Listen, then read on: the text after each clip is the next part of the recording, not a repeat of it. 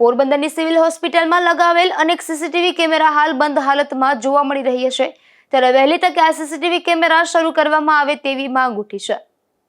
પોરબંદરની સિવિલ હોસ્પિટલમાં ઠેર ઠેર સીસીટીવી કેમેરા ફિટ કરાયા છે, પરંતુ તેમાંથી અનેક કેમેરા બંધ હાલતમાં છે।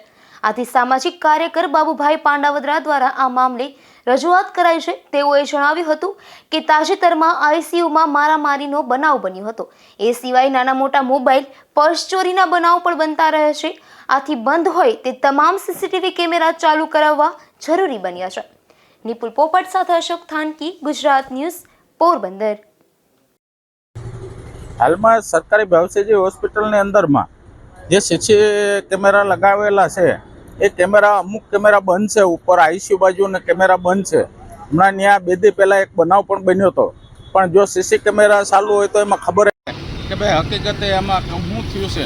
એટલે મારું કહેવાનું છે કે ભાઈ સીસી કેમેરા ચાલુ રખાવવા જોઈએ, અને કેમેરા ચાલુ હોય તો કોઈ રાતના ચોરી કે કોઈના મોબાઈલો નવા ચોરાય છે, કોઈના પૈસા ચોરાય છે, એટલે એ પણ આપણે ખબર પડે। એટલે સીસી કેમેરા બધાય ચાલુ હોવા જોઈએ, અને તંત્રએ તપાસ પણ કરવી જોઈએ બારોબાર નીકળીને કે ભાઈ હું હોસ્પિટલમાં હાલે છે, એટલે હોસ્પિટલની અંદરમાં તપાસ અમને કરતા કે ભાઈ ઉપરની સાઈડમાં કેમેરા બંધ છે એવી અમને રજૂઆત આવવાથી આજે હું તંત્રને પણ રજૂઆત કરીશ, અને મેં મીડિયાને પણ કીધું કે ભાઈ આજે તમે આ જરાક જાગૃતિ લાવો તો આ સીસી કેમેરા જો ચાલુ થઈ જાય અટકે।